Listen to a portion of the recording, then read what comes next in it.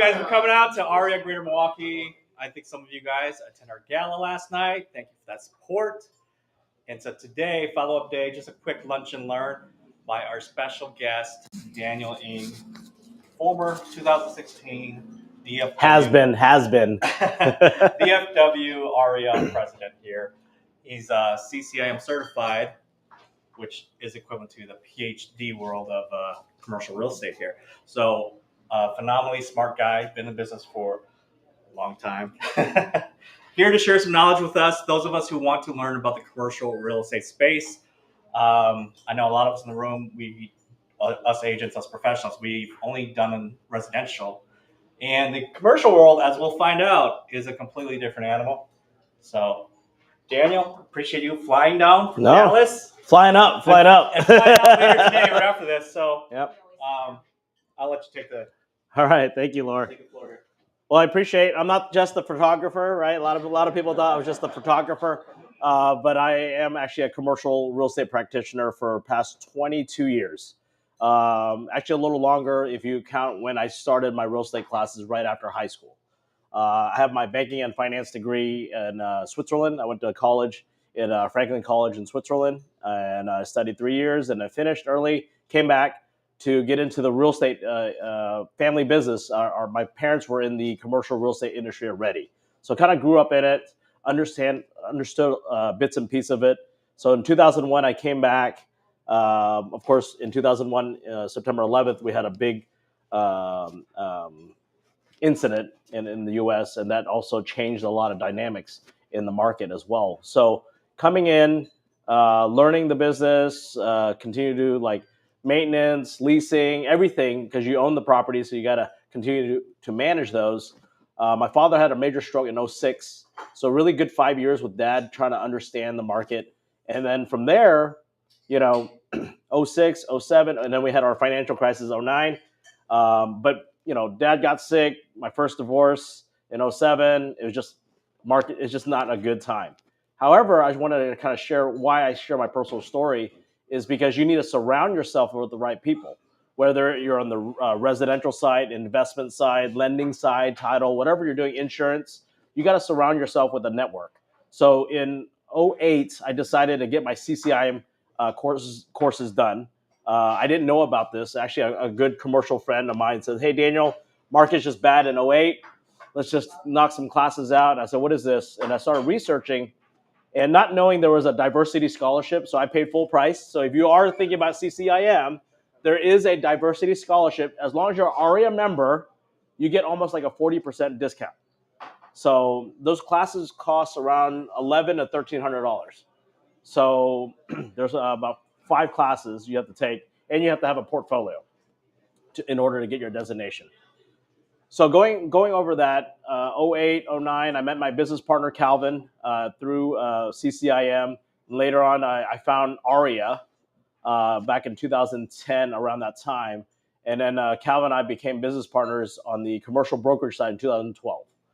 So before that, I was just running my own family operation, but then started going to the brokerage business.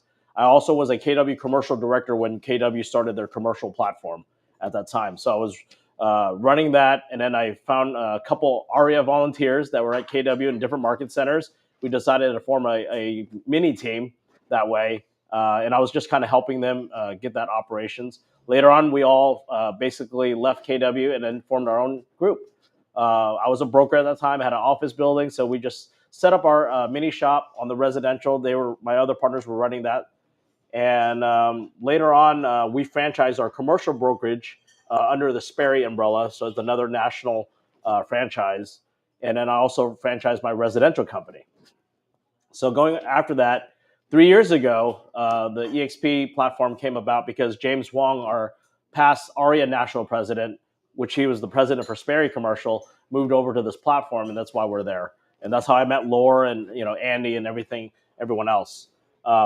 But going back to commercial, because my background, I had a residential company and a commercial company, I understand there was a strong need for resi-commercial, meaning that there's a lot of residential agents don't have the opportunity to learn commercial. And that's why we came up with this kind of commercial 101. I want it to be more interactive today, so because everyone has different backgrounds. Some people are doing investments. Some people want to learn more how to get into this field. You have to take the courses. So maybe you don't qualify for CCIM yet, but I insist that you at least start your courses and get some training, because that network of CCIM, which is like a network of AREAA, is important for your business.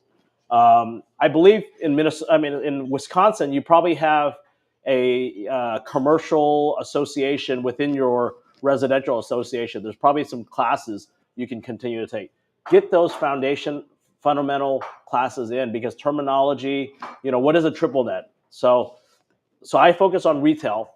We own about 50 shopping centers, about 1 million square feet of retail in Dallas. That's what I focus on. I have other groups that are doing multifamily, RV parks, land, industrial, office. So there's different sectors in commercial real estate as well.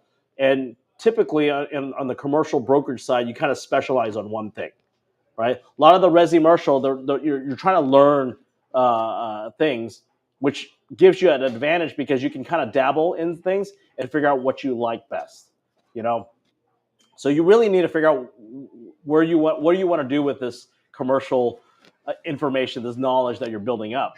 One is either you find a good commercial partner just to refer out or work a deal together, right? And don't say, hey, I'm going to give you this client, I want a 50-50 and learn. A lot of residential agents go to a commercial practitioner and says, hey, I want 50-50 and I want to learn. That commercial broker, you have to understand, they started with a 50-50 or even a 75-25, meaning they only took home 25, not took 75. So the house gets 50%, and if they're part of a team, they got to split to the team leader 50-50 also. So they only took home 25%. So when you go straight to this commercial practitioner, don't ask for a 50-50. Just say, hey, I want to learn. I'm just going to get a referral. Commercial referrals aren't the typical residential 20 to 30%. Usually it's 10 to 15%. So when you go to a commercial practitioner, it's like, hey, I want to learn, but I'll take a referral for 10-15%. Can I be on the emails to understand what you're doing? The goal is for that practitioner is to get the deal done and close, right? If they have to babysit you and all that, and you're trying to learn, but you can try to shadow them. So just find the right person to shadow. But a lot of them, I tell you, they don't have the time to train. Just refer it out. So you need to find the right person that's willing to do that. So when we created this resi-commercial idea, when I was running 2 companies, that was the thing. We were training residential agents so they understood the terminology, so they could, one is screen the clients. Because when I was at KW Commercial, I would get all these residential leads, commercial leads from these residential agents, never screen the client, and I was just dealing with are they qualified? Right? Just like with residential, you got to qualify your client. Same thing commercial. Do they have a business plan? Do they have a lender in place? They say they have the cash. Is the cash in this country? We have to deal with that all the time. I was like, I understand you got millions over there, but is it in the U.S. in the U.S. bank? Right? Not in the house or the suitcase and all that. So, going back to commercial, I mentioned triple net. People that are on the retail side or have been in a retail business, do you understand what triple net is? Yes, no? Okay. So triple net is, so in a retail setting, you have your base rent, and then you have your triple net rent. So triple net rent includes the property tax, the common area maintenance, which we call CAM, and then the property insurance. So those 3 things combined is what we call triple net. So a tenant like this restaurant is probably paying a base rent plus a triple net rent. What that triple net rent is if the property taxes on this property go up, then the tenant, after reconciliation, they would have to pay the difference and pay that extra amount. So for me as an investor, I like triple net because I know if my expenses go up, I can pass through these expenses to the tenants, right? If it was 100% full. So that's why with commercial, it's very different from residential, where if something happens to the plumbing today here, does the landlord have to fix it? Probably not, because in our commercial lease, the tenant, anything inside this property is the tenant's responsibility. Even if the roof leaks, the landlord might be responsible to repair it, but that is also a repair on the common area maintenance where they're going to pass through that expense through the tenants as well.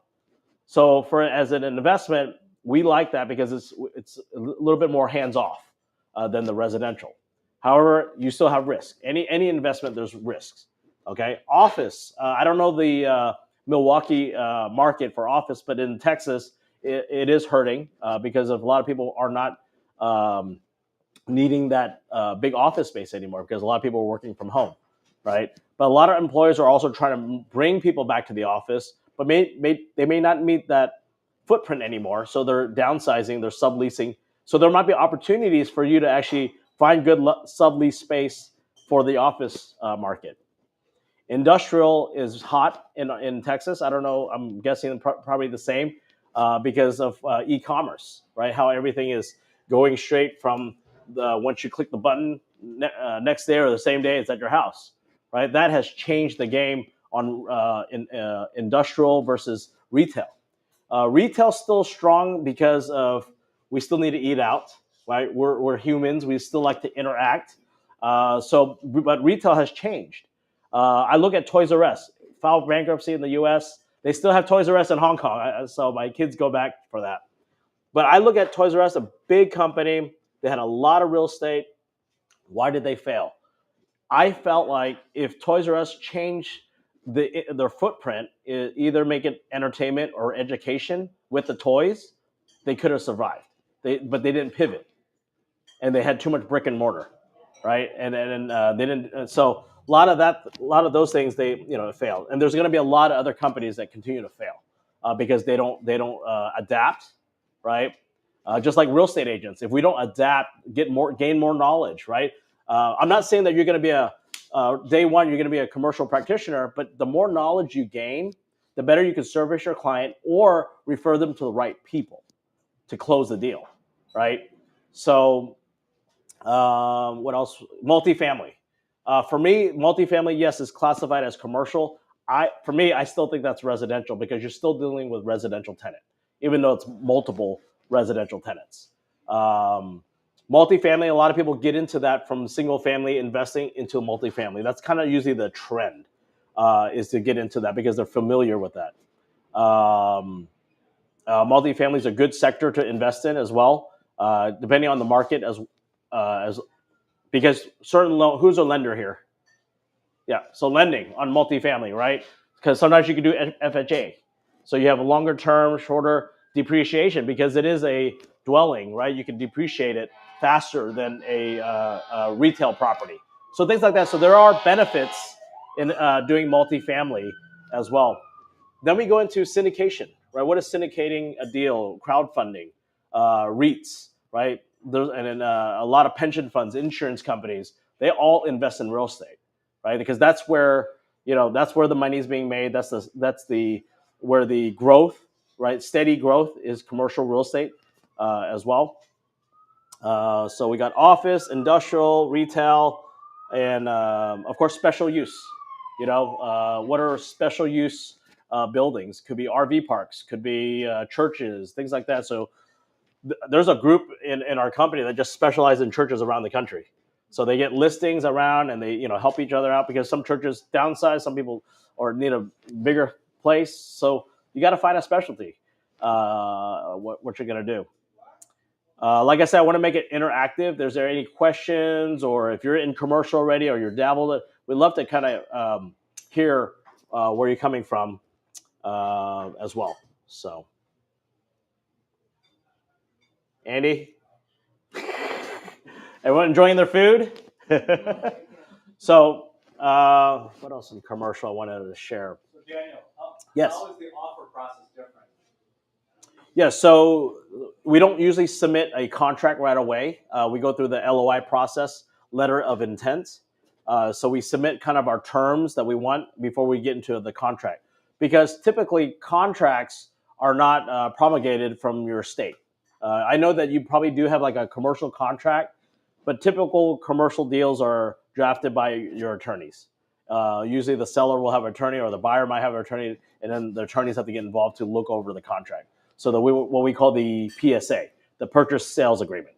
So a lot of these contracts, and that's what's good about commercial, we can kind of hands off and let the attorneys draft that. But the main terms, we need to negotiate those terms and then put it on in a contract form. And what's like a normal time frame for a commercial closing residential, right? Yes. So there's a lot of factors, right? So there's a lot of factors is what is the use or why is your buyer buying this property? Is it for their owner occupied where they can get an SBA loan because they have a business and they want to buy it? So the SBA loan takes a little bit longer, right? And then if they're doing that as an investment, so they got to get qualified and the banks have to look at the not just the cap rate, but they have to look at the return and the LTV, loan to value ratio. So when you go, you have your feasibility, right? Maybe 30 days to 45 days, and then closing maybe 30 days to 45 days after, right? So that's kind of the typical if everything is just kind of normal, but there's nothing normal in commercial. That's the thing. Depending on your seller, how hard they need to sell, and then when they do sell the property, what are they going to do? We have a tax code called a 1031, right? And that's why AREAA and your NAR, they're always fighting to make sure we have these 1031s. Why? Because 1031 is where they can defer their property gains tax. I mean the gains tax, capital gains, into another property without paying that capital gains right away. So that's why the 1031s are a very crucial part in our commercial business. And if you want to get into 1031, if anyone is familiar with that, that's probably be another class. The Milwaukee chapter can bring on a 1031 specialist to share what that entails. And so you have the knowledge to understand that. But going back your question, how long it'll take, it also depends. If you're buying land, it's going to take a little longer because you got to probably get rezoning, right? Make sure the city is, if it's from farming into commercial or residential. So these are the things you have to kind of look into, right? If it's I don't know in Wisconsin, but we have the ETJ, right? Outside of our city, right? You can do a lot more stuff. But then do you have water? Do you have sewer? All these things, right? And if you don't have those things, you probably, even though it's very cheap, you probably can't develop on it. Right? So these are things you have to look into and make sure, because a lot of people just sell land and it just sits there, right? So land's another risk, but of course you have your ag. In Texas, we have our ag exempt. I don't know what you have in Wisconsin. Probably similar. If you buy a farm with you have agriculture, there's exemptions there. If you're developing, right, that's another thing because you got to think about. So if you're buying land just to develop a shopping center, right, that development might take a year and a half, but then there's probably 6 months before that just to make sure what you can develop, what you can zoning and things like that for just that retail property or industrial. So in Houston, in Texas, there's really no zoning. It's a deed restriction. So you can have a high rise next to a residential complex, and it's just very different. So I don't know how Milwaukee is as well. So these are things you need to learn, like because every state and every city is different. Yes. When you saw like a commercial like strip mall. Yeah. What's the commission? Also varies by state or city. So everything's negotiable. Typically, it can be 4 to 6% split in half. And that's also negotiable. So multifamily is a little bit different because when multifamily was very hot last year and the prior years, the buyer's commission was paid by the buyers. The sellers were not paying the commission, or the seller's agent was not giving that commission out. So depending on the market and the product. So I had a lot of agents like, hey, I have a buyer that wants to buy. Well, just make sure that he understands that he needs to pay your commission.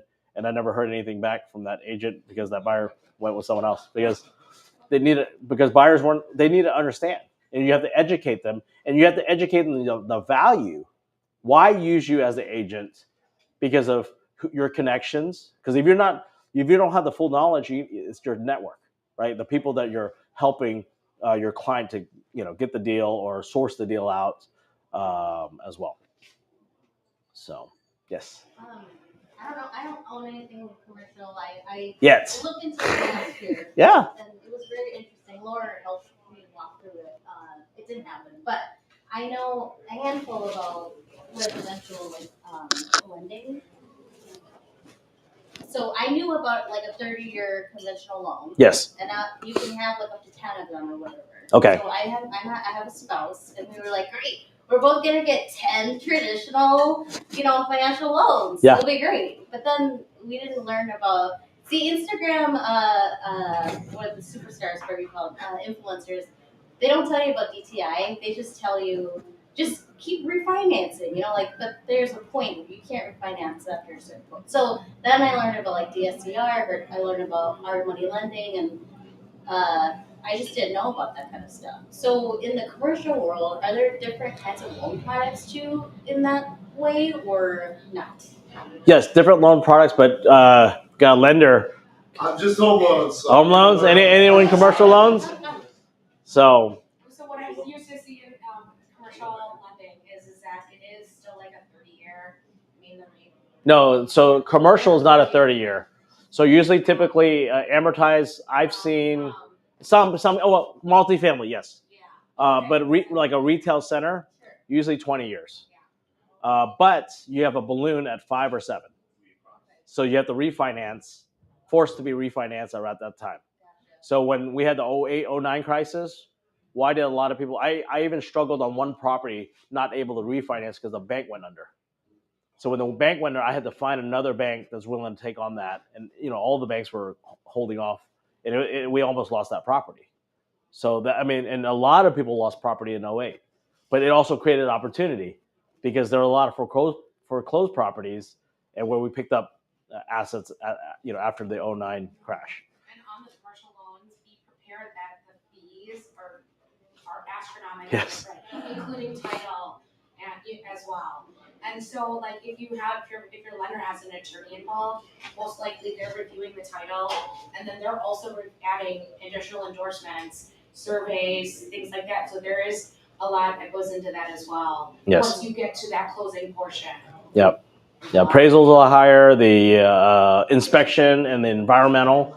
So another thing about environmental, because you have your phase 1, which is kind of a preliminary environmental study. They don't really go into the property. They just kind of check the area. Was there any gas tank leaks? Was there any contamination from a dry cleaner? Things like that. And if say next door was a dry cleaner, it's gonna trigger like, hey, you need to do a phase 2. Just make sure that the ground was not contaminated that ran over to this property, even though it wasn't this owner's problem. But if the dry cleaner owner next door leaked, it is your problem, and we got to figure out what to do. And the lenders won't lend on it, right? So things like that, you have to be aware. There's a lot of that goes into it. Commercial inspection is very different from the residential. Because there's a lot more to it, what you're looking at. So when you're saving for residential or commercial, is it's the same thing, like 20% down? Right now in our market, I'm looking at 30%. So 20% was, 2 years ago, a year ago. Now we're looking at close to 30, 35% down. What about reserves? Reserves, they're going to really look at the property because it's the pro forma, the leases. So commercial, like a retail, your leases typically are 3 to 5 or 10-year leases. So they're going to look at the tenant, look at the operations of that property. So it may not be looking at you as, which is great because sometimes the property, it's not non-recourse, right? You don't want to buy a commercial property that's a recourse that you're personally, you're guaranteed. People don't understand that recourse, non-recourse. Why don't you share, Andy? I was making sure. So non-recourse is they'll just take the property. It doesn't come back to you personally. Recourse is it comes back to you personally, right? So that's a major thing. So a lot of yes. Just on a different subject, but there's a lot of private money that's out there that commercial individuals when they're buying properties are using. Do you have any suggestions for who some of those players are here in the Midwest that we're able to tap into in order to purchase that way? So there's a lot of hard money nationwide, right? They're looking at so if they like this market, they're gonna lend in this market. So you got to find those hard money lenders that like this market. They see the future, they see the growth. That's why they're willing to, lend you the money in this market. I'm not from here, so I don't know who would that be, but you can probably. I guess that's why I build up a good network so you can find those people that are doing it.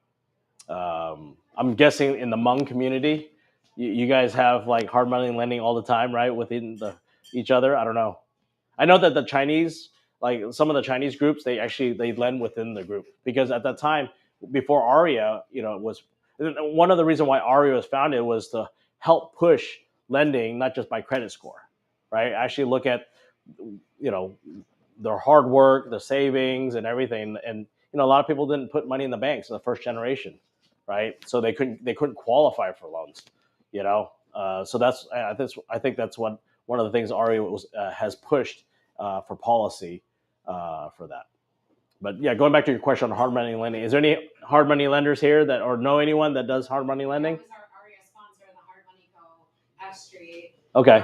So they're just a local. They lend throughout the United States, but primarily in the Milwaukee market. Yep. And it's just been a long time investor. Yeah, so they're there. Right, but they're into more residential, smaller projects, like multi-use. But I'm talking about $8 million, $10 million, $20 million projects. Yeah. That's what I'm looking for. Okay.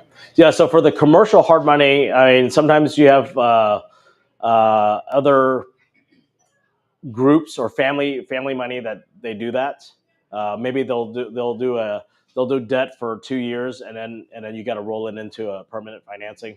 So you just have to find that. I know in the East Coast in New York, there are groups that do that, and I know that they. No. In the Midwest, in the Chicago market, there is. Probably, yeah.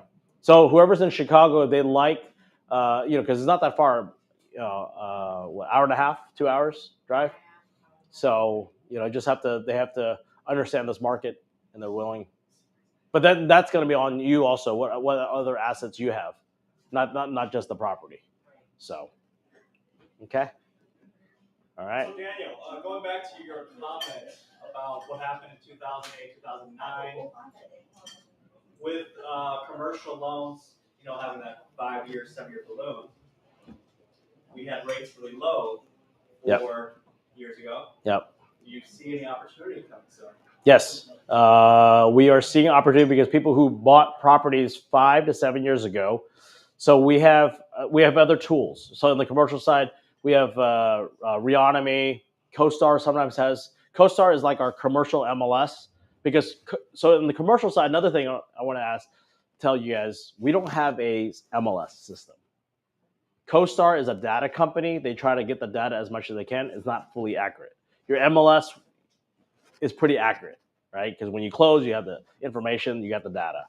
CoStar they're researching, right? And they're calling brokers all the time. Hey, what did you sell it for? Or they kind of guess because they see the deed closing and things like that. They'll look at the loan. They'll estimate how much it got sold for. But going back, then you can find the data. Who bought properties 5 years ago? Who bought properties 6 years or 7 years ago? Their loan is coming due. So if you want to target these investors or these owners, those are the ones you want to call now. Like, hey, what's your plan? Are you trying to sell? Maybe there's a partnership. Sometimes the partnership wants to get out, right? Is there an opportunity? So yes, you can. Some people are under, right? Because they over leveraged or the property's not performing and they got to figure out what to do. So yes, there should be some opportunities. This year is what we're looking at, and then also the following year, because if you look at the trend, and CoStar does a report. I think Marcus and Millichap, another large commercial firm, CBRE, they also do these reports, and they'll have some data like how much loans are coming due, and then economists look at that too, like how many commercial loans are coming due this year, and that's where they kind of like look at. There's going to be some change. Or close your browser. Check your hand. So they'll be So those are opportunities that you can look at, trends and things like that. Residential too. You can look at some stuff. if they're investors, but not like commercial where they have to refi in 5 or 7 years, sometimes 10. So, anything else?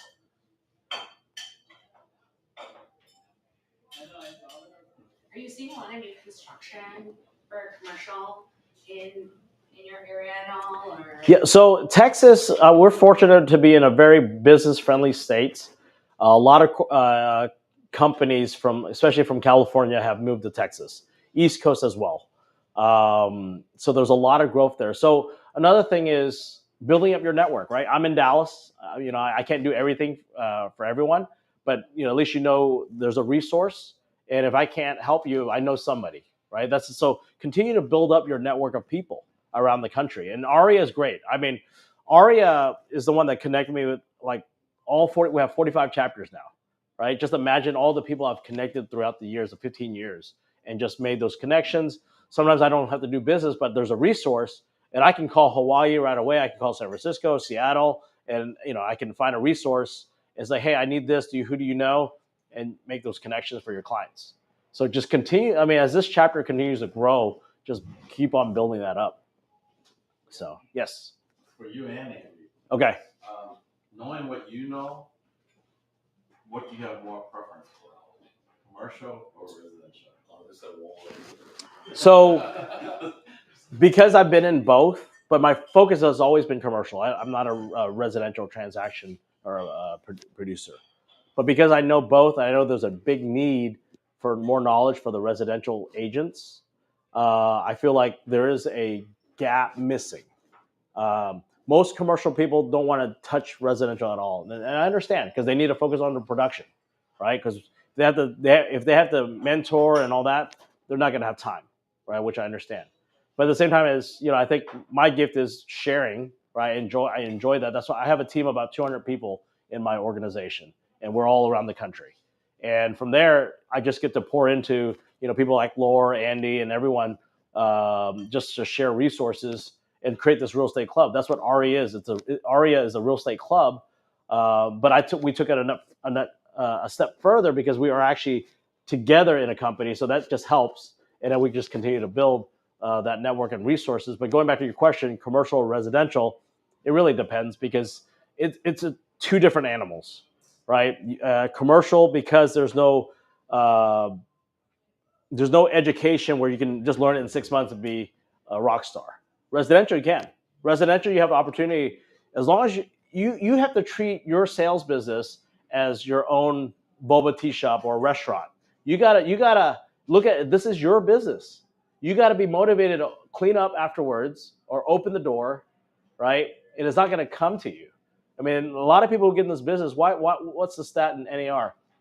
9 out of 10 fail in real estate because they're not trained to be in sales.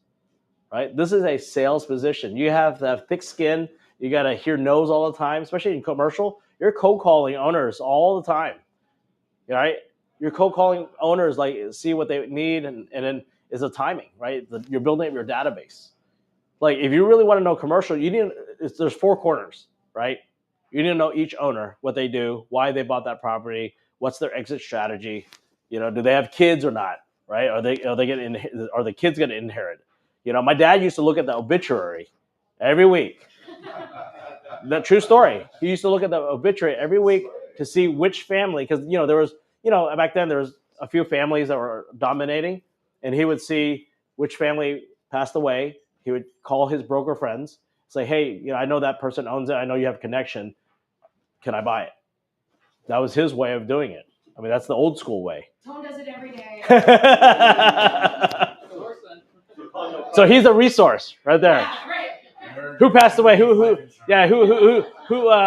called our life insurance policy and things like that, right? So little things like that, right? But to get in it, I mean, I like the residential because you're helping families get into a home, and then the investment side is more money related. Commercial is also more money related. So depending on what you're wanting to do, if you feel like, hey, I just want to focus on money and investments, I'm a numbers guy. I don't like the emotions of what residential is, then go commercial. But it is hard work. You have to have savings at least a whole year not thinking that you're going to close a deal, because when you go back to the question, how long does it take? It could take 6 months to a year. It may not close. Can you survive, that whole year without income? So it's not an easy game to be in, and it's not really a game, but yes. And I feel like if the buyer has the financing, the lender's more dictating on when that closing is taking place, and that they're just asking. I mean, the agents really are not super involved. Yeah. After the PSA has been signed. Correct. Yeah. Yeah. And that really realistically. But also depending on that buyer, because the buyer could be savvy or not savvy. Yeah. If they're not savvy, they're going to rely on you for everything, and then, yeah. So you got different investor, knowledge, I guess, from them. So almost a question related to being a broker or being an investor. When you talk about the differences between residential and commercial. Either or. So Danny knew I was in a commercial brokerage firm. I was with Max first, then I switched to fully commercial. Then I kind of decided that didn't work out, so I came back to do residential, right? So I do residential and commercial. Differences are, Daniel hit on it, less emotion on the commercial side. Yep. But don't forget there's something called ego. Yes. So we're still dealing with people feelings, right? Yes. But the math to me is, I'm in a market that housing prices are very high than ever, right? So I can do a $1 million, $1.5 million residential contract. I could go and do a $3 million commercial contract, but my residential contract comes every month. Yes. Commercial comes every 3 months. Yeah. So the math worked out that way. That's why I come back to do residential. And why I do want to do commercial is, if you ever call the commercial listing, most of the time you don't get a call back. It takes that skill, and then I believe in some of us don't have that accessibility to that asset class. Yeah. You told me if you call a commercial broker, they don't call you back? Yeah. Yeah. That's typical. That's already. Use the hour, but sometimes I feel like, okay, because I'm not you, so I don't get a call back. Yeah. And I hate my community to face with that, so I'm being thirsty now call for them. Yep. Most of my customer on the commercial side is, I don't do the cold calling. So if you want to be a listing agent, be on your phone. Because you need to know the owner, who is the owner, and help them sell. I help my customer to buy, or tenant represent buy lease a place, right? So both are helping people on either residential or commercial, but you're helping them to achieve their dream in that area. Right? So hope that answers your question. But it's different, and it's tough to do both well. Correct. You got to choose. So when we talk about resi-commercial, it is hard to do both. But doesn't mean that you can't do one or two commercial deals working with a commercial practitioner together, right? So that's why I want to really try to teach you guys is actually there is an opportunity. Find that commercial guy here, make them part of AREAA, right? Have them be a resource teaching more, right? Because a lot of them don't want to teach; they don't have the time, right? But hopefully you can find someone in this market, and you guys can get a panel of different commercial practitioners, maybe one in industrial, one in office, one in multifamily, one in land, and maybe a special, so maybe 5, right? So next commercial panel, you guys can build that up. And then later on, you guys can do an investment class where people are investing in different products as well, what they're doing. I know that I met a couple of people that are doing construction, and they're also doing investments as well. I know, and the thing is, you guys have so much resources now, YouTube, right? Bigger Pockets, all these. My mom was watching Bigger Pockets the other day, and she's been investing for many years. And, she was like, oh, we should do this. Like, I've been trying to tell you for the past 20 years. It takes someone from YouTube to kind of, things like that. So you guys have so much resources, plus technology, AI, ChatGPT. I mean, you can ask ChatGPT and it'll pull up a lot of good information, but you got to use it, right? Especially in real estate, leverage the technology that we have to service your clients better, because they also have the same tools now. Your clients have these same tools. So you make sure you have to get on top of your game. But yeah. Yes. Can you elaborate more on the CCIM? Okay. So CCIM is the Certified Commercial Investment Member. They're part of NAR as well. Their headquarters in Chicago. So this is a designation where it's like, Laura mentioned it was like a PhD. I think more of an MBA, right? Some people, some people in CCIM think it's the PhD. It is just more education and it's a real estate club as well. But it's all people who have done, $30 million in production. They have a certain amount of time, and then they go through the classes, and it's really on focusing on the investments, sharing the, calculating the rate of return and the cap rate and internal rate of return for your clients. So it's a heavy and also analyzing a property if it's leased for this rate, and just kind of go through the performance, things like that. So it's a good education program. I highly at least get your 101, go through the 101, because then you can join. I don't know if there's a chapter in Milwaukee. I know Chicago, there's a chapter. And there's probably other CCIMs in this market. You can see if they meet up and just kind of pick their brain. Because you can always join a chapter and be part of, you don't have to be CCIM to join a local chapter. You can be just a chapter member.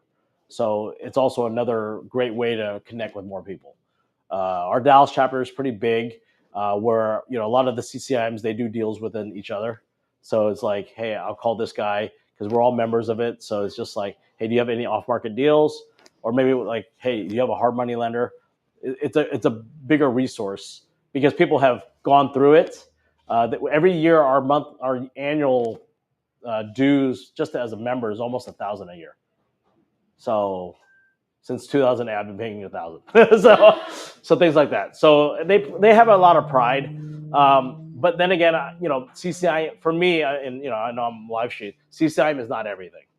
Meaning, but when you see somebody who has it, you know that they went through the courses, they have the production. So yes, you are elevated. And when you are talking to a client, and the client knows what CCIM is, you might get the deal. So that's another thing why we have this designation, why we pay for it. I have a CPM, which is a certified property manager. That's on the commercial side as well. So because we manage our own properties. So the reason why I went to get that, I just wanted more education because I never had a formal education being part of the big commercial firms. So everything was kind of self-taught, learning, but then you have to push yourself to get this education as well. Calvin, my business partner, different story. He, his MBA, went to Goldman Sachs, worked for Marcus Millichap, worked for other commercial firms.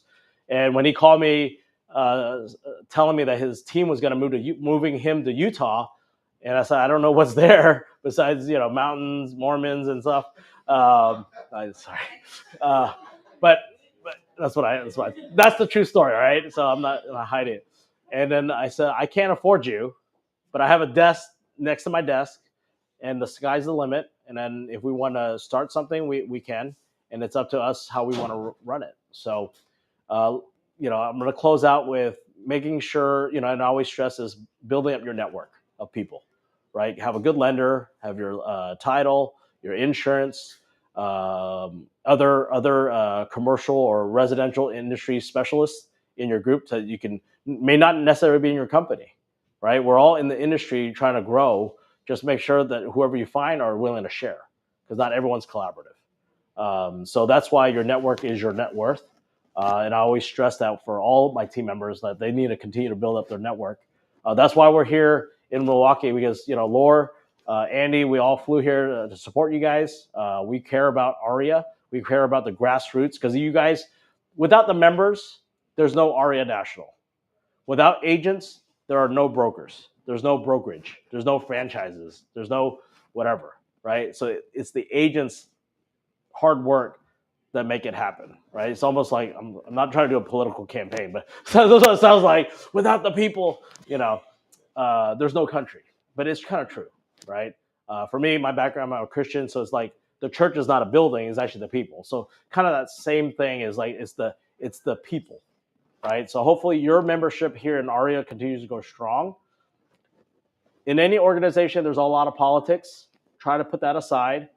Focus on the mission of AREAA, because our founders set it up to really grow.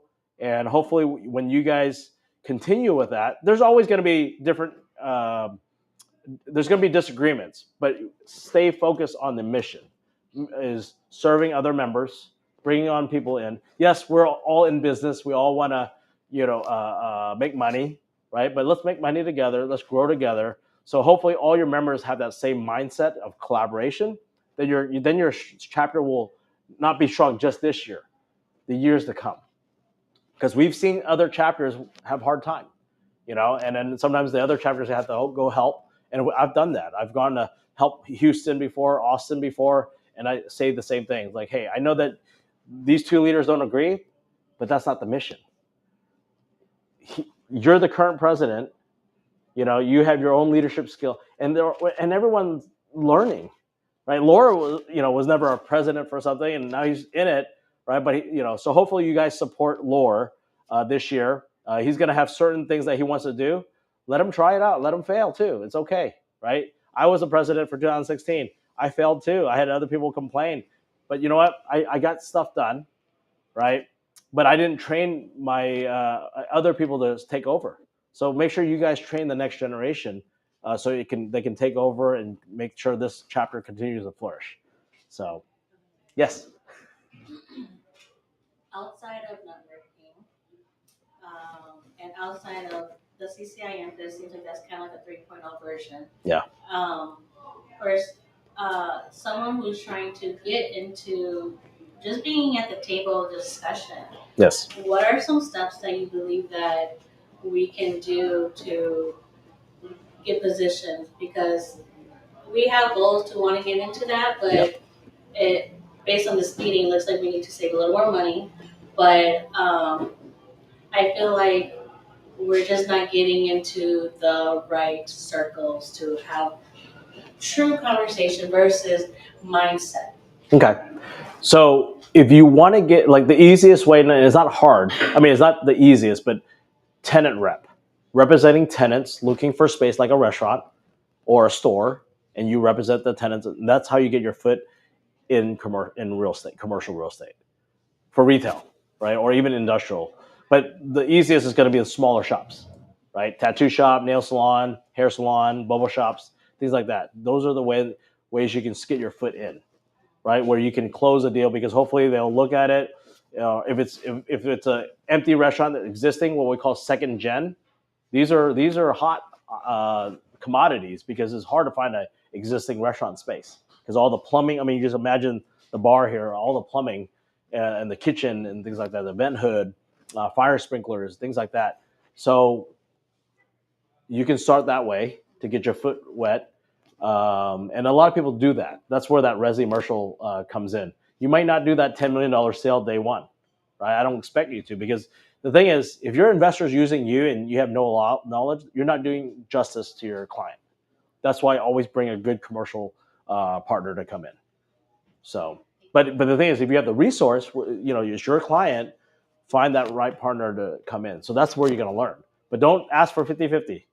A lot of agents, because they're a top producing residential agent, right? So they just feel like, hey, I should deserve 50-50. Don't do that. Just say, hey, 10, 15%, I'll refer it, but can I be on those emails so I can learn?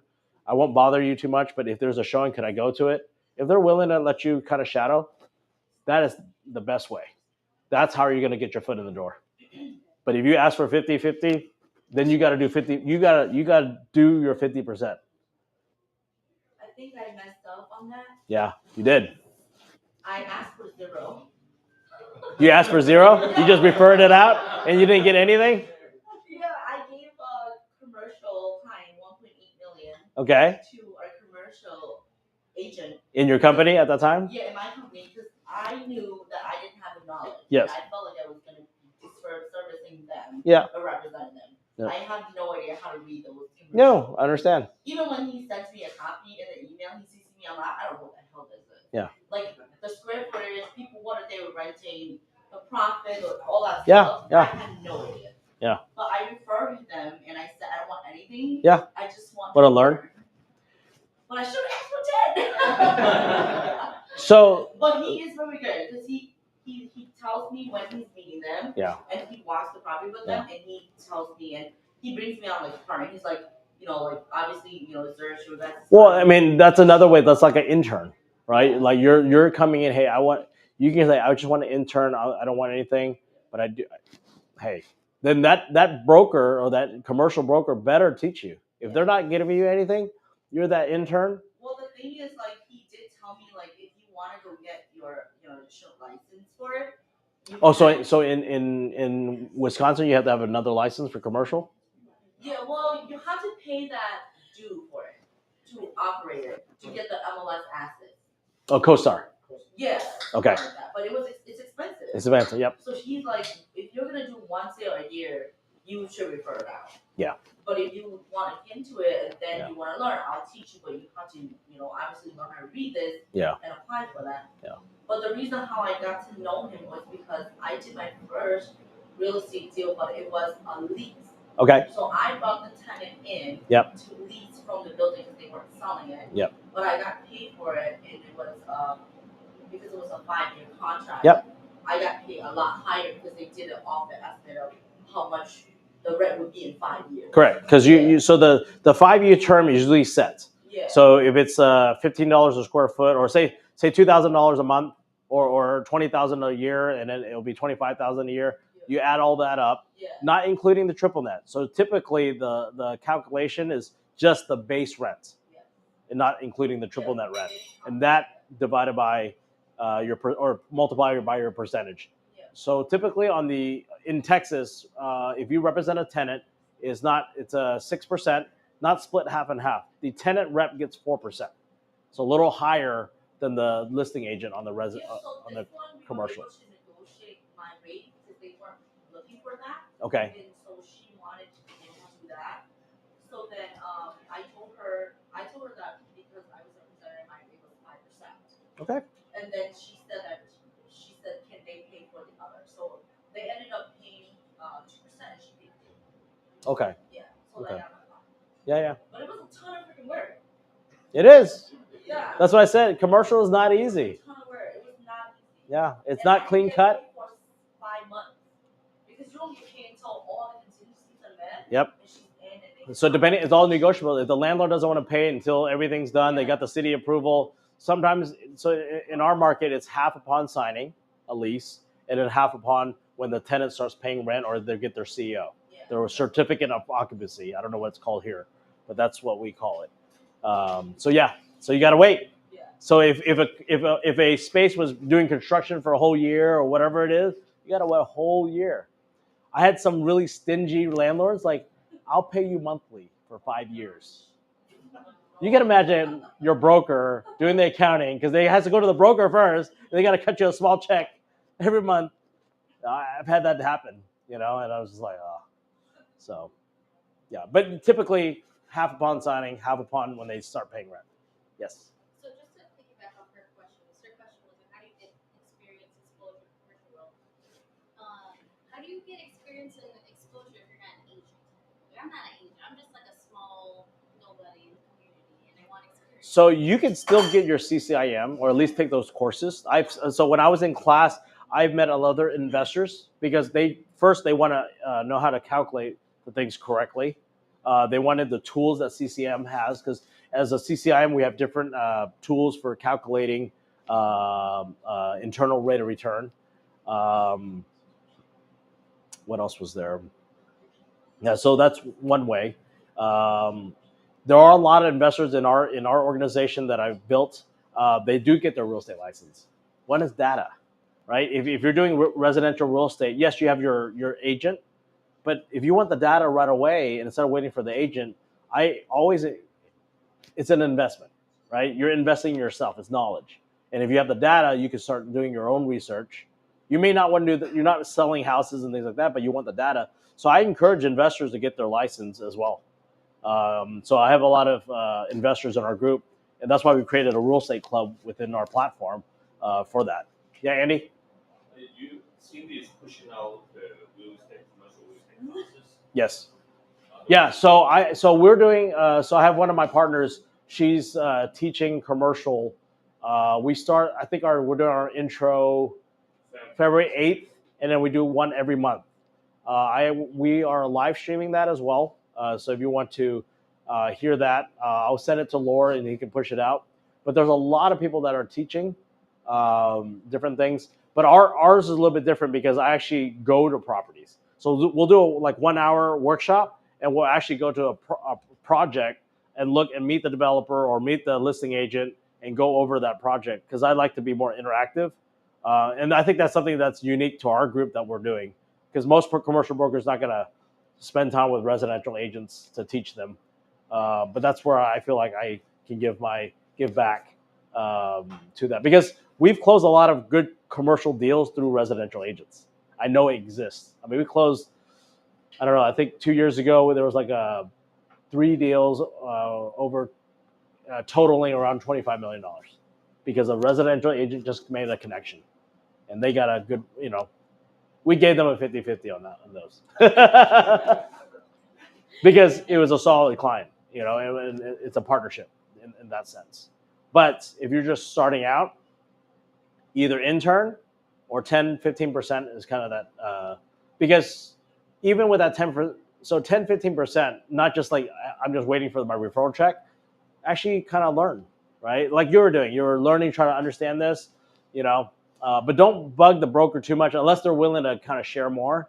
Let them get to the closing table. Don't slow them down, because a lot of things like residential agents, they slow us down.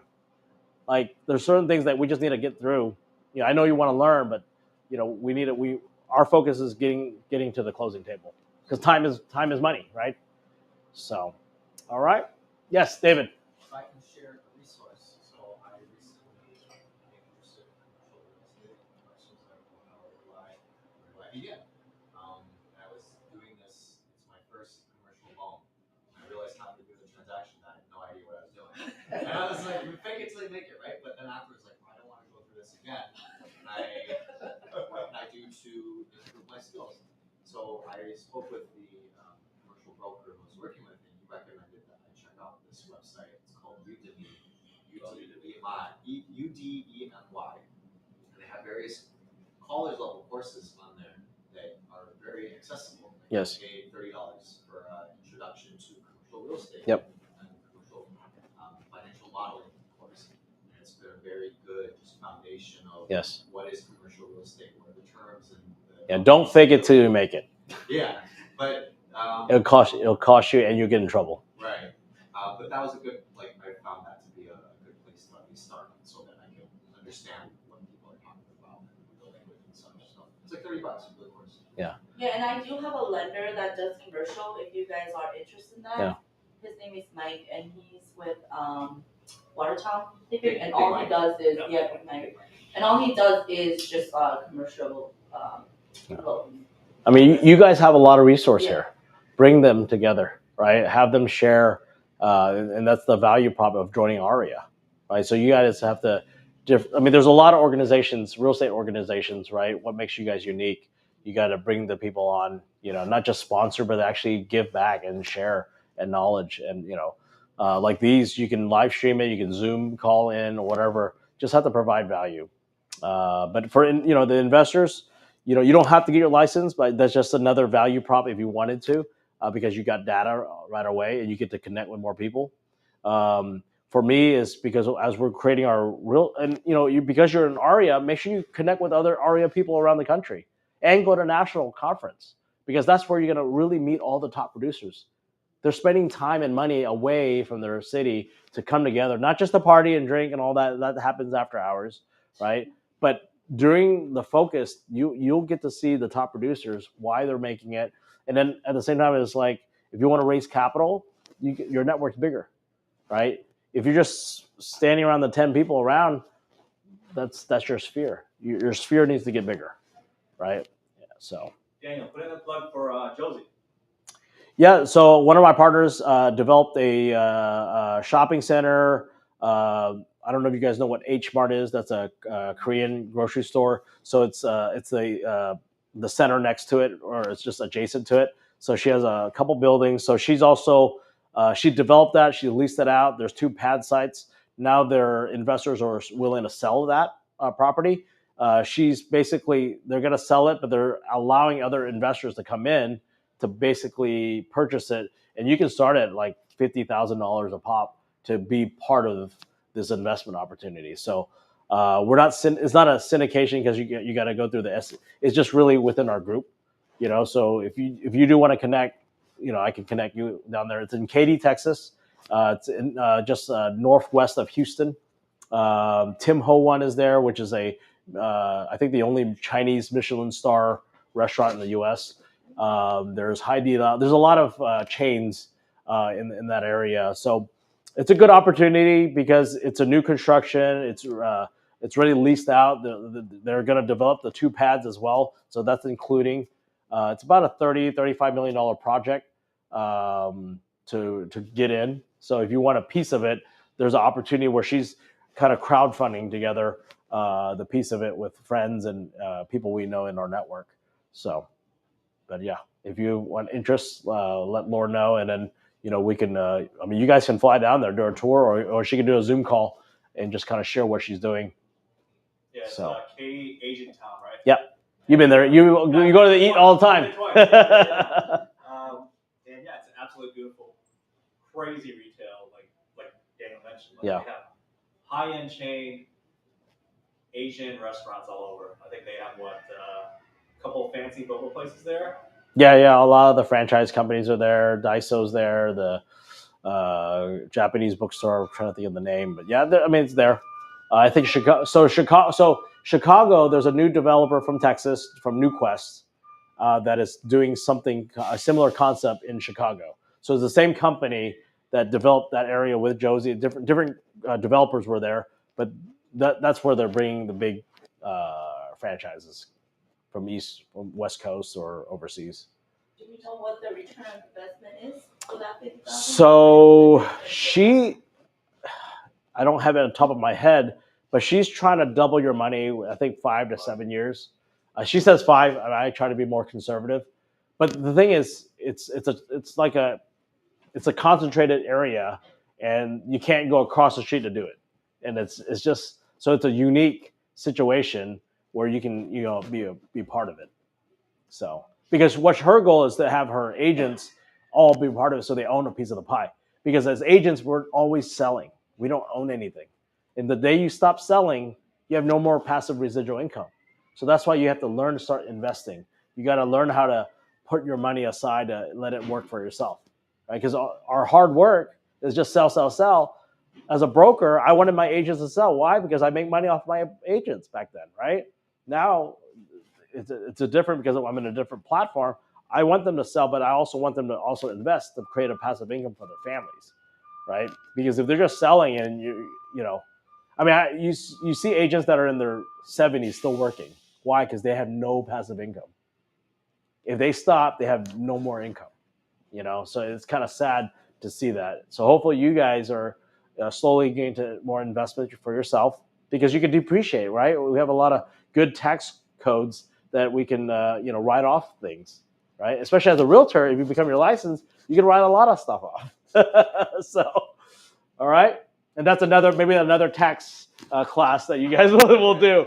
But yeah, what time is it? 12:40. Yeah. So yeah, thank you, Daniel, for coming and No problem. presenting for us. I got to fly out a little bit here, but I think you're gonna stick around for a couple. Yeah, I can. I'll stop the stream. Bye, everyone.